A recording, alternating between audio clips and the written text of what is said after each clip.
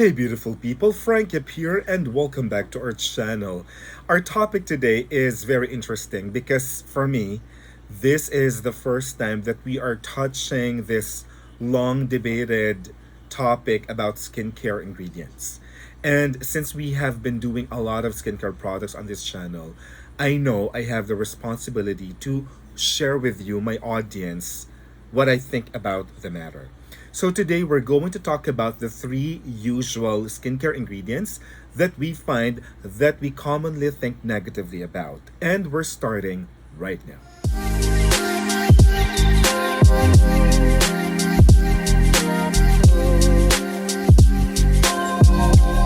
Power of internet. I think all of you will agree that almost everybody has the information all across the globe just at their fingertips because we can just Google it up and we already have the information. But the downside, beautiful people, is that we are also as exposed to false information online. And this is usually the conundrum or the dilemma of consumers like us who would go to the net to search for what the safe skincare products ingredients are because there are many false information that we can find.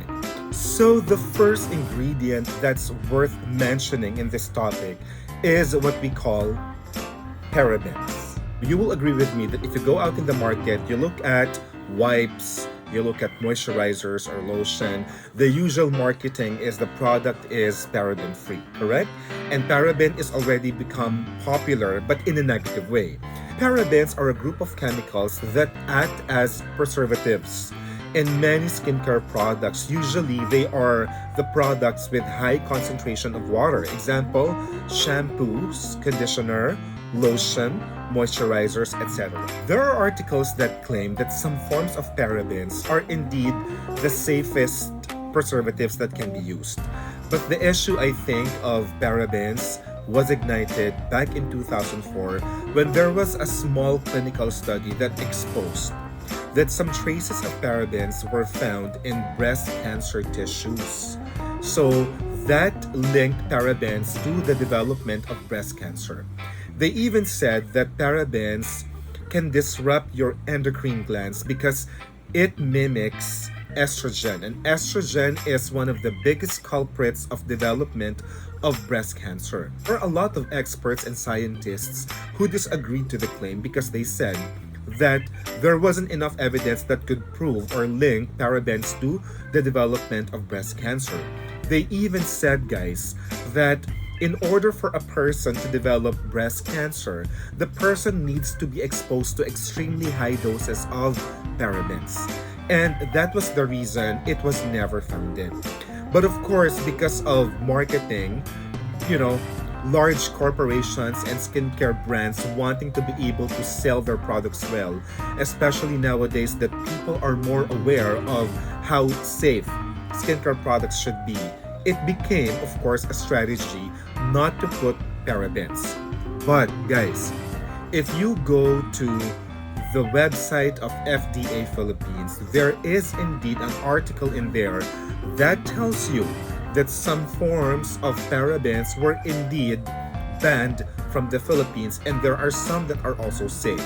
So I'm actually sharing the screenshot here for your reference and you can even go to FDA PH. Now, just to let you know, okay, I am reading from my iPhone. It says here, on 25 to 28 November 2014, it has been adopted during the 21st ASEAN Cosmetic Committee or ACC meeting and its related events in Manila, Philippines, that the following ingredients are no longer allowed to be used in the formulation of cosmetic products.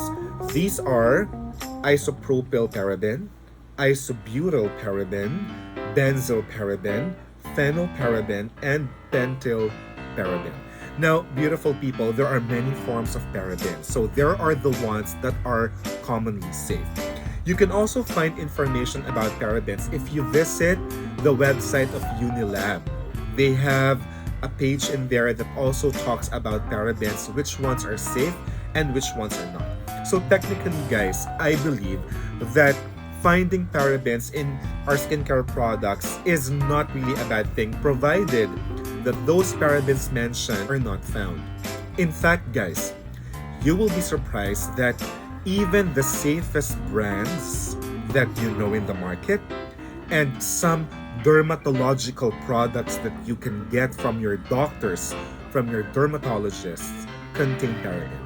And I have proven that myself with the lines of products that I have been using for skincare, guys. Trust me, I saw parabens in those products, and I even managed to talk to a dermatologist who is my friend, and the same fact was presented to me. She said that not all parabens are actually bad. So that makes me say that parabens are so far okay as long as they are not those forms that were mentioned. And before we forget to mention, because you might just ask, why do companies or manufacturers need to use parabens in their products?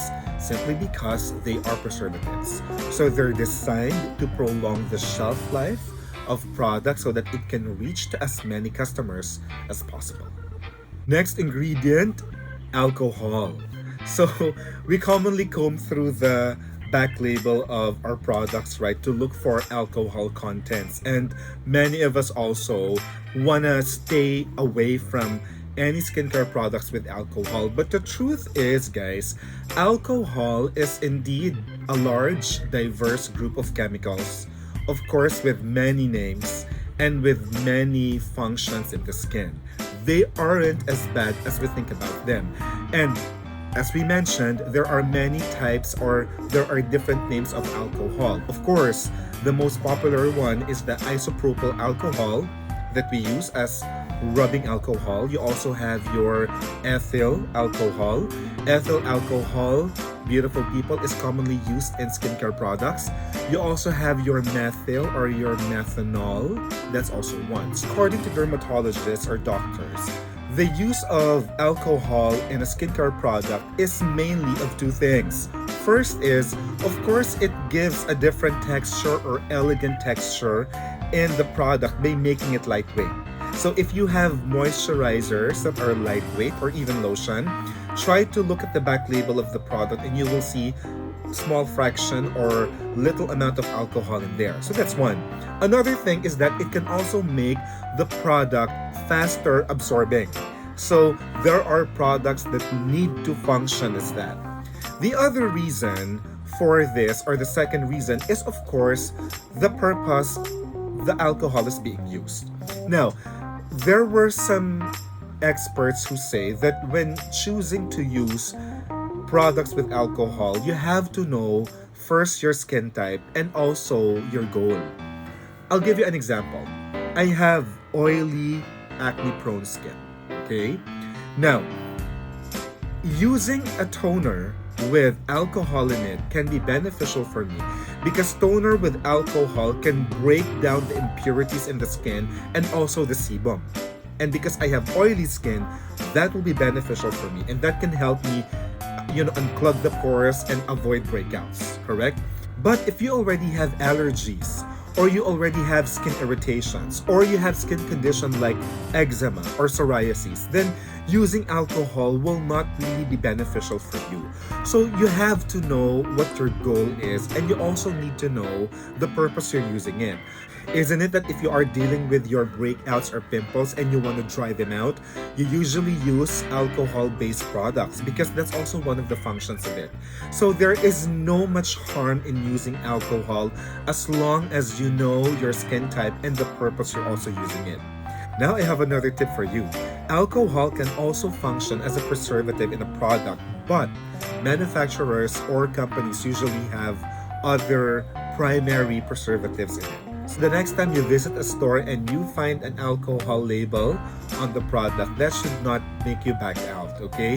You have to know your skin type, what your skin loves or what your skin prefers, and of course the reason you're using the product. Because beautiful people, there always has to be a greater reason we need to use skincare products. And that is one of the tips that I could share with you. And before we forget to mention, baby skincare products don't need alcohol. Examples are wipes, correct? Or lotion or shampoo or body wash. So that's also another tip. And finally, the third product that we need to talk about is perfume, fragrance, or what you see, parfum, right? Many of us are already veering away from any scented products because of thinking that they're not generally good. But the truth is, it really depends. Now, folks, I want to share with all of you that when we talk about the safety of a brand, a product, even if it's like medicine, we just cannot say that a brand is bad and the brand is good.